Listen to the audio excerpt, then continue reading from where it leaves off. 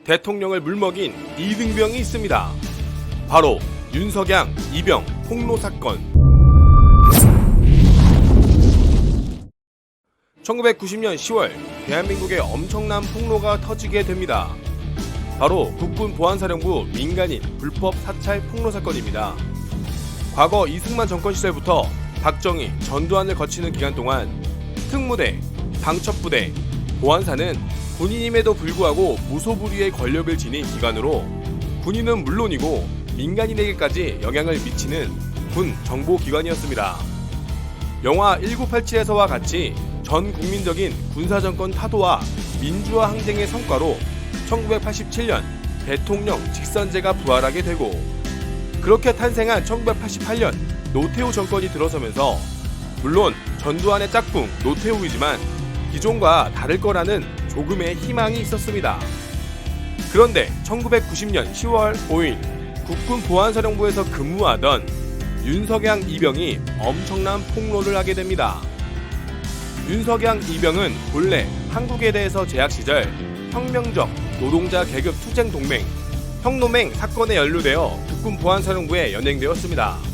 여기서 혁노맹 사건이란 1986년 8월에 결성된 사회주의 혁명 조직으로 이른바 혁명군대의 무장봉기를 내세워 사회주의 건설을 주도한 이적행위 사건으로 1990년 8월 치안본부와 국군사령부가 조사를 벌여 사회주의 국가건설을 목표로 반국가단체를 결성해 국가전복을 꿈꾸던 혁노맹 주요 인물 48명을 붙잡았습니다.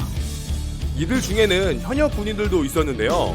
운동권 대학생들이 입대 전 교육을 받고 군에 들어가 군 안에서 이러한 활동을 벌여왔고, 이 인원들이 군부대를 장악하겠다는 원대한 꿈을 꿨지만 이들은 병사들로 아무런 효과가 없었습니다.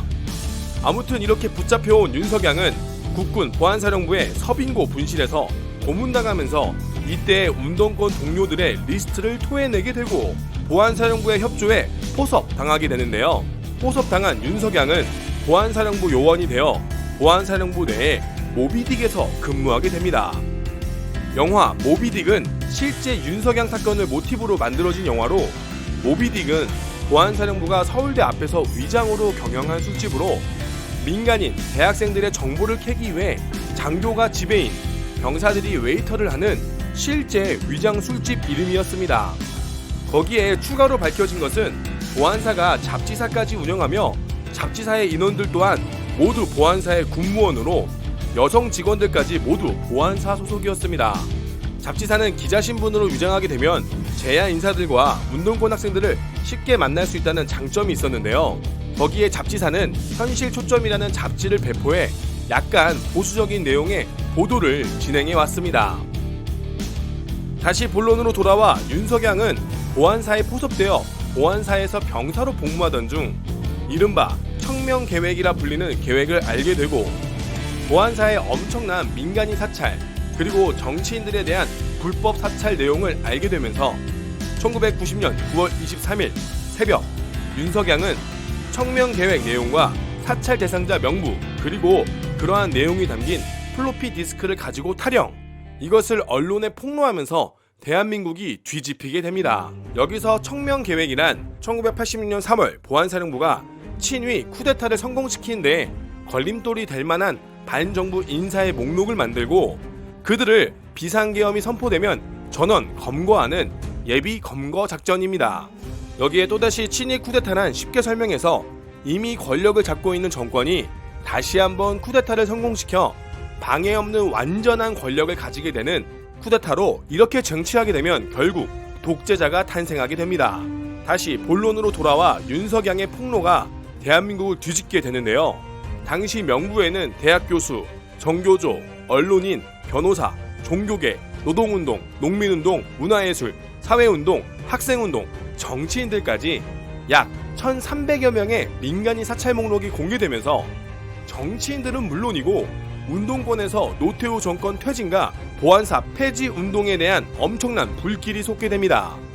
처음에 국방부는 전시에 대비해서 이들을 보호하기 위해서 혹은 북한과의 접촉을 차단하기 위해서 작성한 자료라고 해명. 그러나 당연히 국민들이 믿어줄 리 없었습니다. 그러자 노태우 정권은 긴급하게 이상훈 국방부 장관과 조남품 보안사령관을 전격 해임, 보안사를 대표하는 서빙고, 대공분실 또한 즉각 폐쇄하고 보안사의 이미지를 바꾸기 위해서 보안사를 국군 기무사로 개편, 거기에 최초로 국군 보안사령부가 민간 개인의 사생활 비밀과 자유를 침해했다고 재판부가 인정하여 각 200만원씩 위자료를 지급하라고 함으로써 국가정보기관이 민간인을 사찰했음이 처음으로 공식 인정하는 꼴이 되었습니다. 거기에 노태우 정권은 10월 13일 대뜸 범죄와의 전쟁을 선포하게 되는데, 외근 경찰관을 무장시켜서 범죄와 폭력에 대해 정면으로 대응토록 할 것입니다. 범죄와 폭력에 대한 전쟁은 일과성 조치로 끝나지 않을 것이고 국민 여러분이 그 불안에서 벗어날 때까지 이것은 지속할 것입니다. 정당한 공권력을 행사를 이는 주저하지 않을 것입니다. 전두환 군사정권이 끝나고 나 보통 사람입니다 하던 노태우마저 군 보안사를 이용해 개인의 권력을 강화하려는 것이 들키자 국민적 분노를 사그러뜨리기 위해서 노태우는 범죄와의 전쟁을 선포, 보안사 민간인 사찰을 물타기 하려고 연일 전국 조직폭력배를 검거, 일제소탕하는 통쾌한 뉴스가 나가자 국민의 92%가 범죄와의 전쟁을 지지하면서 노태우 정권의 지지도 또한 함께 상승, 이렇게 완벽한 물타기를 성공하게 됩니다. 그러니까 영화 모비딕과 범죄와의 전쟁은 어찌 보면 연관이 있을 수 있겠죠? 사건을 폭로한 윤석양은 운동권의 도움을 받아 약 2년간의 도피 생활을 이어가다 노태우 정권의 종식을 앞두고 붙잡혀 근무 이탈죄로 징역 2년을 선고받고 1994년 출소하게 됩니다. 출소한 윤석양은 학교에 복학하여 평범한 직장생활을 했던 것으로 알려지는데요. 이 사건은 훗날 하나회척결에 엄청난 신호탄을 준 사건으로 다음 정권인 김영삼 대통령은 과거 자신을 사찰한 기무사를 대통령이 되자마자 기무사령관을 전격 해임, 본래 기무사령관은 대통령을 독대했는데요. 그러한 대통령 독대를 없애고 국방부 장관을 통해서 보고하도록 지시하게 됩니다. 목숨을 건 용기로 세상에 밝혀진 국군 보안사령부 민간인 사찰 폭로 사건. 누군가는 한 사람이 세상을 바꿀 수 없다고 이야기하지만, 그러나 한 사람의 용기가 세상을 바꾸는 시점을 만들 수 있는 건 아닐까 생각됩니다.